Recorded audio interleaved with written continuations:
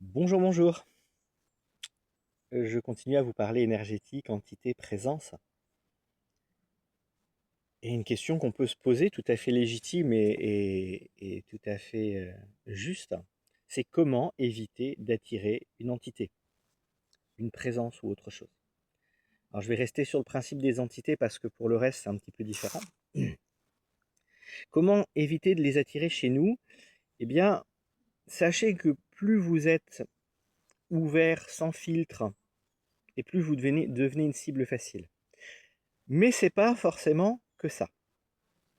Donc là, pour expliquer cette partie-là, ouvert et sans filtre, ça veut dire croire à tout, potentiellement avoir peur de tout, ne pas faire le tri entre les choses qu'on entend, qu'on voit, qu'on ressent, qu'on sait, qui nous paraissent justes ou pas.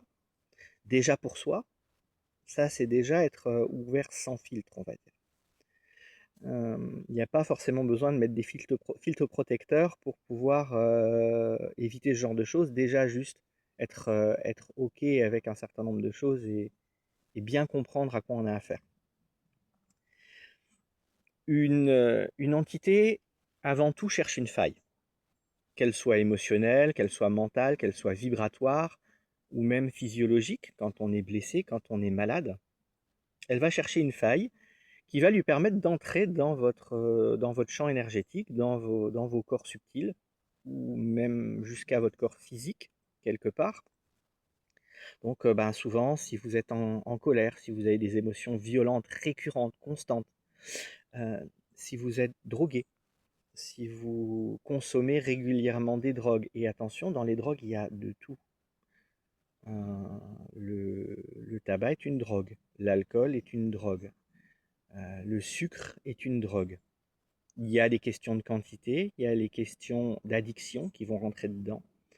Si vous êtes accro à quelque chose, vous allez être à presque un buffet à volonté.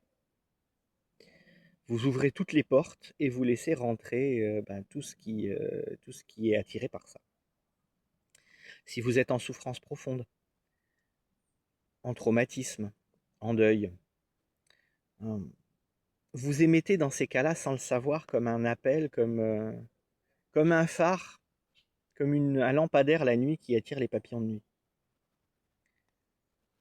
C'est aussi le cas quand vous avez trop d'énergie ou que vous êtes un émetteur à énergie, comme un magnétiseur, un énergéticien, ou quelqu'un qui va pratiquer des choses comme ça. S'il n'apprend pas un minimum à filtrer les choses, eh bien automatiquement, il va être beaucoup plus visible pour ces présences-là et il va attirer des entités. Se recentrer régulièrement, s'ancrer, se nettoyer, être présent à soi, c'est déjà, on va dire, les meilleurs boucliers. Se faire accompagner de temps en temps, demander à quelqu'un de nous faire un nettoyage de temps en temps, de vérifier que tout est en ordre, qu'on n'a pas raté quelque chose, et surtout régler nos traumas, ça va être la meilleure des préventions. Parce que la prévention, c'est l'essentiel dans tout ça. Il est plus facile de prévenir que de guérir, comme on dit. Donc prenez soin de vous. Si vous n'y arrivez pas seul, et demandez à quelqu'un de vous aider à prendre soin de vous. Et s'il y a déjà quelque chose, bien, vous venez me voir. À bientôt. Ciao, ciao.